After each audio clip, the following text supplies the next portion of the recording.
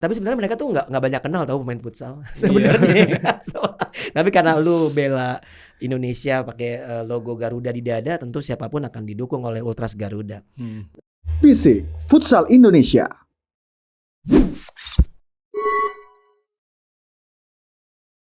Ya, Timnas Futsal Indonesia akan berlaga di AFC Cup yang akan diselenggarakan di Kuwait.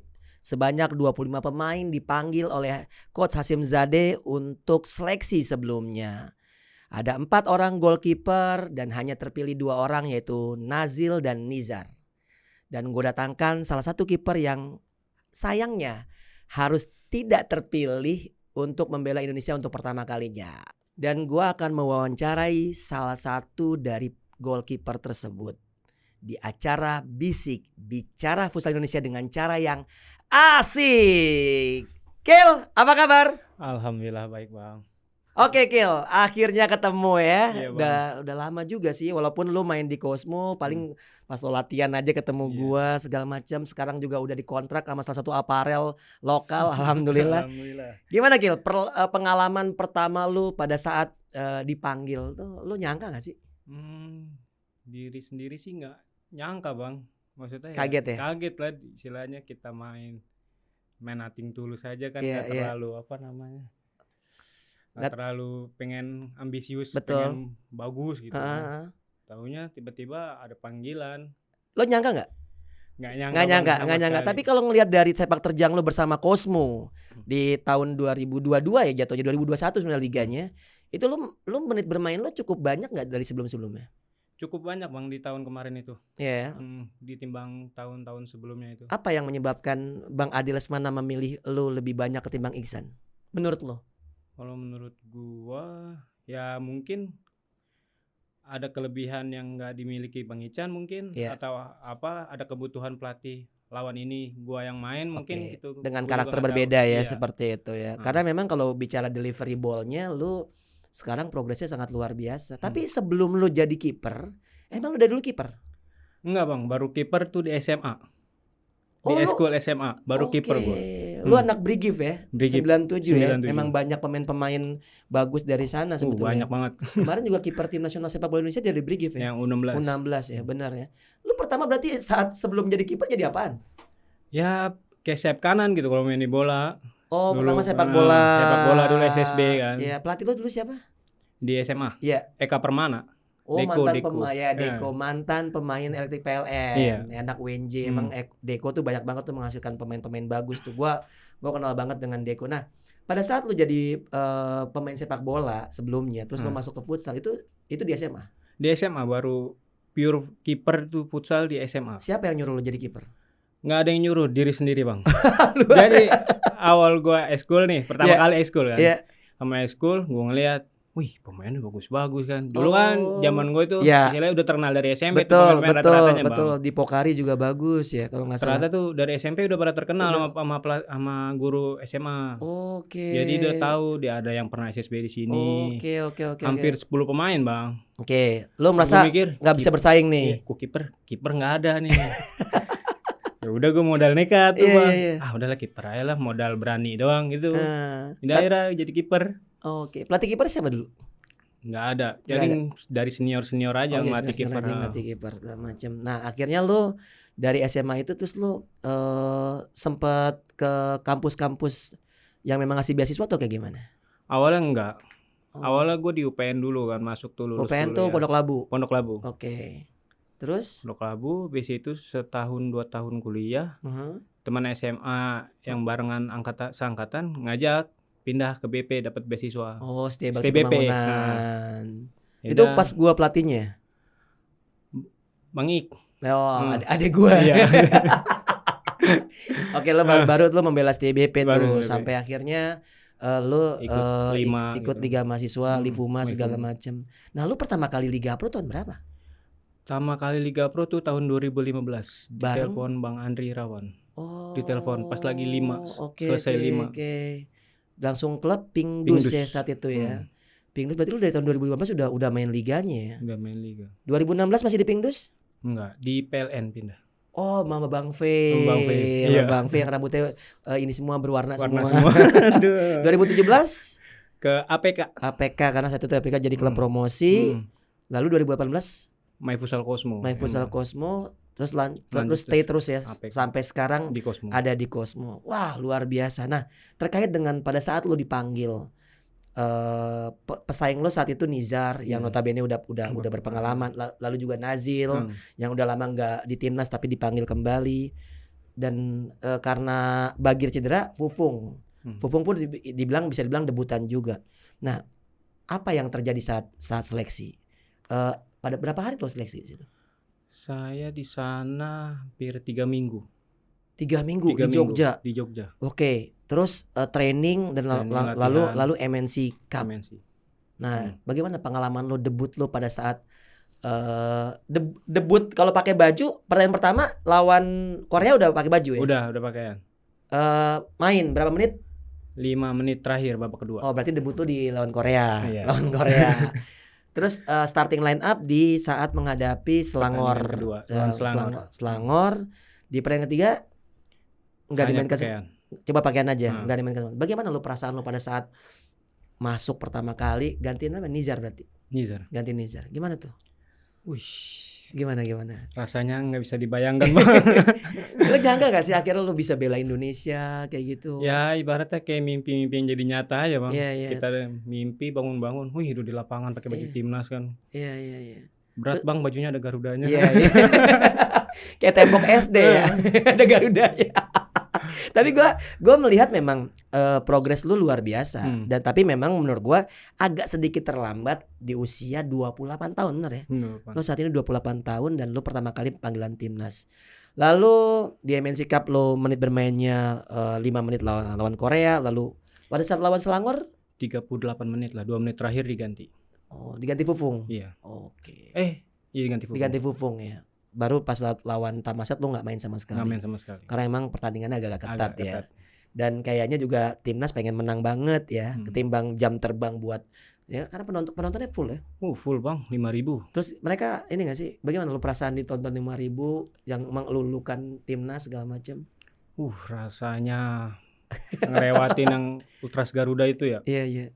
Ya ada kata-kata ya. Ayo semangat kan jadinya. Wih, kaget juga sih, Bang. Tapi sebenarnya mereka tuh nggak banyak kenal tahu pemain futsal sebenarnya.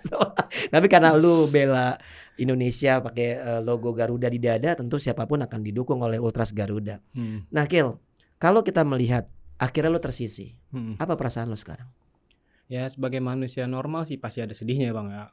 Kecewa nggak? Lu merasa? Ya kecewa sih, Bang, sebagai manusia normal yang nggak kepilih. Lu merasa fair nggak lu nggak kepilih? Fair, Bang, menurut saya. Kenapa, Kil? Apa yang membedakan lu dengan Nizar dan Nazil? Kalau menurut gue sih di sisi pengalaman, Bang. Gue belum ada pengalaman internasional sama sekali dibanding mereka berdua. Cuma itu aja.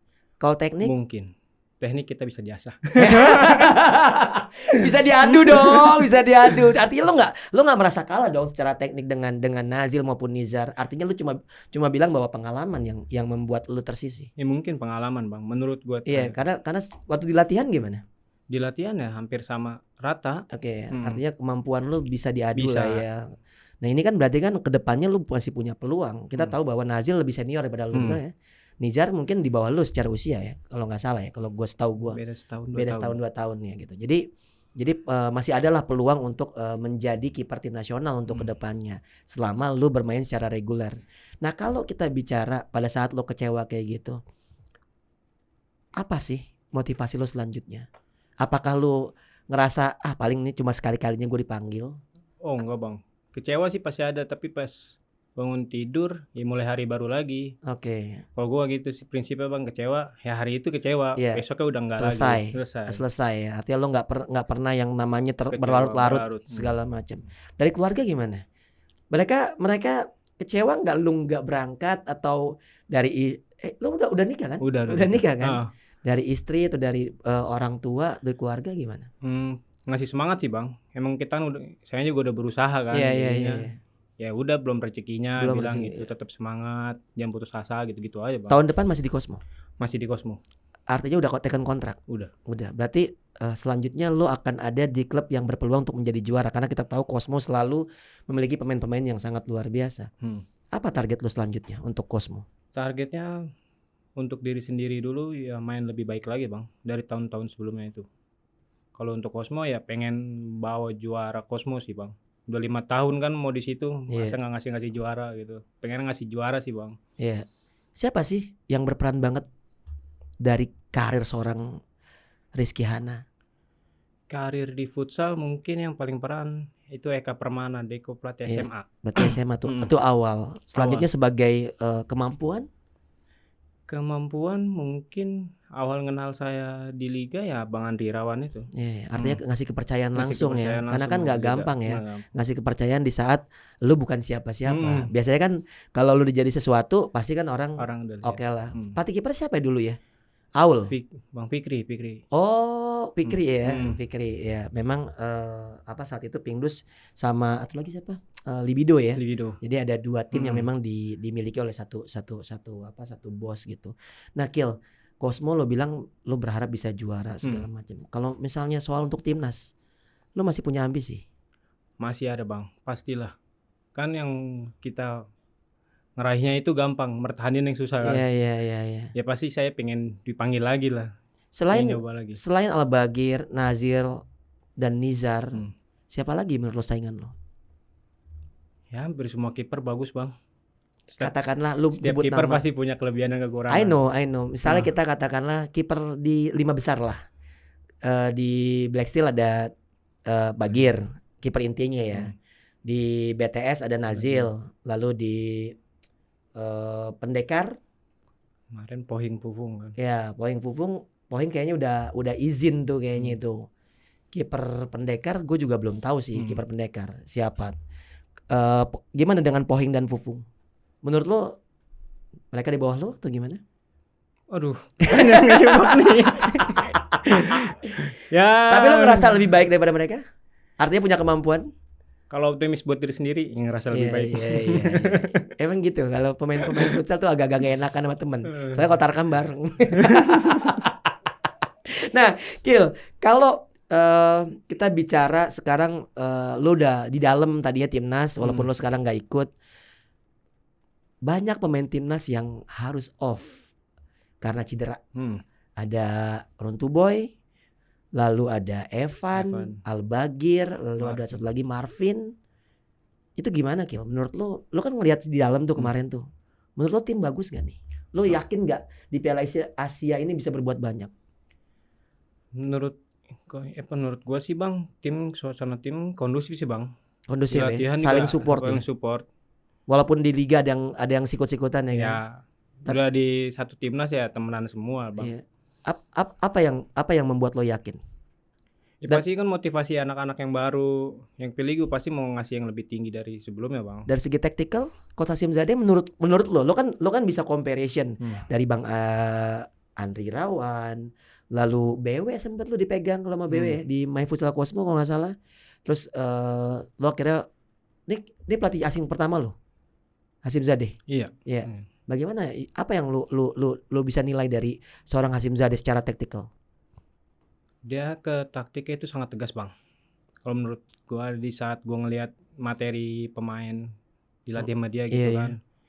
Dia nggak mentingin latihan 2 jam atau berapa jam gitu. Yang penting dia 1,5 jam 45 menit latihan menurut dia itu bagus menurut dia. Selesai Bang latihan hari itu. Oh, intensitas. Penting kualitas latihan dari itunya. Iya. Gak mentingin 2 jam gitu, 3 jam gitu. Iya. Mungkin kalau pelatih-pelatih lain kenapa harus 2 jam? Karena emang nyawa lapangan 2 jam.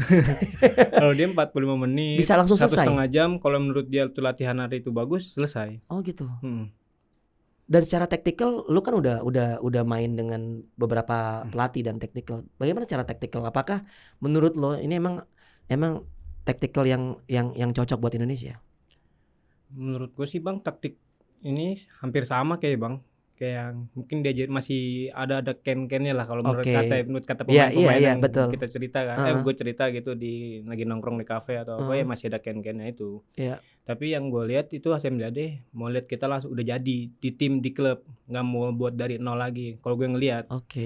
Berarti dia ketolong dengan apa yang memang dilakukan oleh Kensuke sebelumnya. Terus dilatih klub-klub kan hampir sama semua tuh. Betul. Sekarang dulu kan sepakat jadi dibuat sepakat kan. Iya. Itu jadi semuanya hampir sama Bang. Jadi dia tinggal nambel-nambel yang menurut dia kurang. Ya, artinya dipertajam. Terus kalau staf pelatih kita bicara Bang Ade Lesmana, lo kan dipegang cukup lama sama Bang Ade segala macam. Bagaimana? Apakah berbeda latihannya di klub sama di tim nasional? Ada berbedanya pasti bang. Apa tuh yang membedakan? Ya kualitas latihannya, game tactical-nya. Karena memang kan beda head coach di klub dan juga beda head coach di tim nasional ya. Dan melihat apa yang terjadi di timnas lalu lu akhirnya tersisih segala macam, menurut lu timnas bisa sampai mana sih? Apakah target semifinal itu bisa diraih atau peluangnya kecil sebetulnya? Ya menurut gue sih bisa bang. Kalau emang namanya rezeki kita nggak ada yang tahu. Betul. Kalau kita bicara rezeki ya, tapi kalau bicara kekuatan yang dimiliki timnas saat ini, kita tahu bahwa yang tadi gue bilang banyak pemain yang cedera, absen, yang notabene pemain-pemain tersebut punya pengalaman yang cukup oke, bahkan sedang ada di peak performance-nya menurut gue. Al-Baghir kan luar biasa. Lalu Evan juga luar biasa. Runtuboy juga menjadi bagian dari tim yang di AFF dan SEA Games. Nah, lo melihat kekurangan dari pemain-pemain yang dicoret atau karena cedera itu dan pemain pengganti kayak Rian, Dwi Renaldi, lalu Brian, lalu satu lagi Regun, Fajrian. Menurut lo gimana? Apakah mereka mampu menurut lo untuk menambal lubang yang memang ditinggalkan pemain-pemain yang cedera tersebut? Dari kualitas mereka sih saya rasa mampu bang. Pada saat latihan terlihat. Dan Hasyim Zade memberikan kepercayaan penuh. Kalau dari tinggal sisi mental dia saat bertanding nanti sih bang. Iya. Yang gue rasain juga di tanding kan pasti kan mental juga. Kalau mental kita enak, betul, main pun enak kan gitu bang. Iya. Terkait dengan lo di Cosmo ada 4 pemain paketan Cosmo nih. Ada Dewa, ada Regun, ada Ais dan juga ada Firman. Nah, menurut lo paketan Cosmo ini akan dimainkan secara bersama apa dipisah? Kalau lo lihat dari sebelum-sebelumnya. Kalau di latihan dipisah.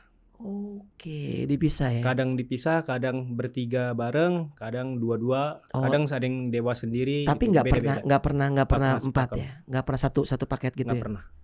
Selama di latihan nggak pernah. Kalau Coach Hasyim Zade itu ngomongnya paketan bukan sih? Enggak juga sih bang. Apa dia artinya untuk memanggil tim 1, tim 2 gitu. Iya tim, artinya kan ngebedain aja ya. Kalau kita kan paket 1 paket 2 sebenarnya bedanya cuma tim sama paket aja kali ya. Tim 1, tim 2, tim 3 gitu. Iya. Artinya nggak ada yang utama kan. Nggak ada. Semuanya sama kan secara kekuatan. Berarti siapa pemain yang biasanya dikapelin kalau untuk Cosmo? Ais sama siapa? Ais sama Firman pasti berdua. Udah pasti berdua tuh ya. Satu lagi biasanya Dewa yang sering dilempar ya. Dewa yang kadang sendiri. Oke. Kadang Regun masuk ke Dewa atau Regun masuk ke Ais Firman gitu aja bang. Tapi yang pasti Ais sama Firman tuh nggak bakalan dipisah ya. Selama di latihan nggak pernah ya. Kalau game situasi selalu berdua ya. Karena memang pentingnya chemistry yang udah terjalin juga kan. Tapi kan memang main Cosmo sama main timnas juga pasti akan berbeda segala macam. Untuk pivot kita tinggal sisa 2. Yaitu Fajrian dan juga Samuel Eko. Sauki dijadiin pivot nggak? Kadang di internal game juga jadiin pivot dia bareng paketannya yang BTS itu kan. Rio. Oke, Rio. Anca. Anca masuk ke Rio. Anca masuk ke Rio. Anca, Rio, Sauki. Terakhir Iqbal. Nggak Iqbal bukan. Siapa ya terakhir latihan itu ya? Lupa lagi. Karena gue pikir di Saukinya ditaruh di atas. Iya, berarti akan ada strategi seperti pada saat Sauki di AFF atau SEA Games ya. Brian saya lupa Brian. Brian. Oke. Terkait dengan Brian, akhirnya Brian menjadi satu-satunya pemain asal Papua. Ini pertama kalinya loh. Runtuboy nggak main, Marvin nggak main, Evan nggak main. Lo ngelihat Brian, pemain yang sangat muda, lalu bisa nembus sebagai pemain yang dibawa ke AFC, seperti apa Kil? Apakah dia kayak Runtuboy atau dia lebih defensif? Mungkin kalau kemarin yang gue lihat di latihan kayak belum lepas seminggu awal 2 hari 3 hari awal. Oke.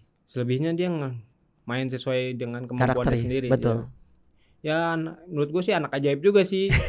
Gerakannya aneh ya. Awalnya juga gue kadang 1v1 sama dia kan. Iya. Kayak gini kaget gue kan. Iya. Besok gue pelajarin. Kode kalau 1v1 harus gini dulu. Dia strong footnya kanan kiri ya. Memang banyak banget pemain-pemain kidal yang memang dimiliki oleh dari tanah Papua ya. Apakah dia bisa menjadi pengganti Runtuboy menurut lo? Atau beda cara main? Hampir sama sih Bang menurut gua Hampir kayaknya. sama. Cuman untuk gue lebih mematikan aja kali ya. Menurut gua. Kaki kirinya Iya. luar biasa ya segala macam. Nah, Kil, harapan lo nih sekarang. Pertama, tadi lo udah bilang untuk Cosmo lo berharap bisa juara. Terus untuk individual lo berharap lo bisa masuk ke area timnas kembali lah. Artinya lo masih pengen nyoba, siapa tahu ya kan ada debut yang emang di turnamen resmi lah gitu. MNC Cup kemarin kan uji coba turnamen menuju ke Piala AFC. Nah, kalau buat lo pribadi timnas yang akan bertanding di AFC ini, apa harapan lo? Ya harapannya nampilin permainan yang terbaik aja sih Bang. Itu pasti. Sampai hasilnya, outputnya, ya, mudah-mudahan menang di setiap pertandingan. Soalnya Hasyim Zade setiap kita meeting dia pengennya menang gitu. Walaupun lawan Iran sekalipun. Oh ya, berarti emang mental tuh udah dibentuk banget sama Hasyim Zade. Apa sih yang membedakan? Katanya Hasyim Zade tegas sih katanya. Tegas. Galak gak sih Gil? Nggak galak, nggak terlalu. Ya beda orang beda persepsi kan. Iya. Karena maksud gua galak nggak terlalu galak. Nggak galak. Friendly lah Bang. Friendly. Lucu ya gak? kan? Ya mungkin kalau lucu bagi orang Iran kali lucu kayaknya. Tapi kalau kita yang nggak ngerti ya bingung juga Bang. Iya. Terus kan dia masih pakai translator kan? Masih pakai translator. Anak-anak mudah menerima informasi dari dia. Kadang kita kalau di bahasa Indonesia nama translatornya agak kurang paham. Kadang translatornya menurut gue nih Bang ya, kayak bahasanya kayak baku ya. Karena bukan coach language ya. Makanya kadang mendingan dia bahasa Inggris, kadang ditranslatein sama Bang Amril. Iya. Emang kita bahasa Inggris paling kan pasti ada ngerti-ngertinya betul, dan betul. Gitu. Masih ada apa lah. yang mau dipahamin dia kan pasti tahu gitu. Dan memang ini kekurangan jika translator itu bukan berasal dari coach. Karena memang ada coach language yang memang harus disampaikan segala macam. Nah, Kil, tadi berarti lo harapan lo adalah bisa lo yakin lah ya bisa. Bahkan lawan Iran lo yakin menang gak sih? Yakin lah pasti Bang, optimis aja. Serius lo ya? Optimis. Salut sih gue karena gue ngobrol sama beberapa orang segala macam. Tapi ini kan kita bicara sudut pandang lo karena lo udah di dalam sebelumnya. Berarti lo tahu bahwa kekuatan tim ini sangat luar biasa. Dengan pemain-pemain debutan yang kayak Rian, kita bicara debutan ya. Tadi kita udah bicara Brian. Rian menurut lo layak ada di timnas? Layak Bang. Luar biasa dia. Bagaimana etos kerja dia pada saat itu? Setiap latihan dia selalu nggak pernah namanya mau kalah gitu. Walaupun awal-awal pasti kan dia canggung karena ya, baru lama-lama ya dia ngeluarin kemampuannya sendiri juga Bang ujung-ujungnya gitu. Fajrian? Hampir sama. Fajrian kan nggak debut juga di tim Seleknas Bang. Ya, dia kan sebelumnya juga pernah walaupun nggak lolos nggak seperti yang sekarang. Satu lagi Regun harusnya Mark Bangan udah berangkat. Harusnya udah berangkat. Nah Gil, terkait dengan karir lo segala macam di keluarga semua lo juga didukung dengan baik. Apa target di tahun 2023? Pertama buat Cosmo, kedua buat timnas, tapi nyebutnya jangan lebih baik ya. Ya, ketiga tadi Cosmo timnas, let's say lo punya kepikiran nggak untuk menjadi pelatih goalkeeper ke depannya? Kayak gitu. Karena kan walaupun lu masih umur 28 tahun kita tahu bahwa pelatih kiper tuh sangat sedikit di Indonesia. Oke, dari Cosmo dulu. Target 2023. Juara Bang. Juara. Harga mati. Bos Han udah bilang ya. Ya kan gue pengen 5 tahun masa nggak ngasih apa-apa gitu. Pengen juara. Iya. Dua besar lah minimal gitu. Janganlah. 2 atau 1 lah. Iya. Bonus gede tapi kalau di Cosmo. Ya lumayan lah Bang. Kalau atlet futsal tuh kalau ditanyain bonus atau apa, gaji aman gak sih Kil? Aman Bang. 2 digit. Ya rahasia dapur lah itu mah. Emang susah ngulik gaji itu susah emang. Karena mereka takutnya nanti ini salah ngasih harga. Tapi kalau udah timnas, kalau udah seleksi timnas harusnya sih nyampe 2 digit. Apalagi lo nanti akan jadi kiper utama. Aduh. Nah, terus tadi tim nasional. Tim nasional akan menjalin serangkaian kayak AFF lagi kan. SEA Games karena nggak ada karena Kamboja nggak main SEA Games. Target lu? Target Seleknas lagi. Oke. Mudah-mudahan bisa bawa Indonesia di AFF juga. Ada dalam bagian itu. Ada bagian dalam tim. Karena kalau misalnya main bagus nanti dapat Vespa lagi ya. Cuma HP. Dapat Vespa. Nah, kalau terkait dengan kita bicara bahwa banyaknya pelatih jumlah pelatih kiper yang menurut gue sedikit. Pelatihnya itu aja ya kan segala macam. Lo ada target gak sih ngambil? Kan udah gue nggak tahu ya.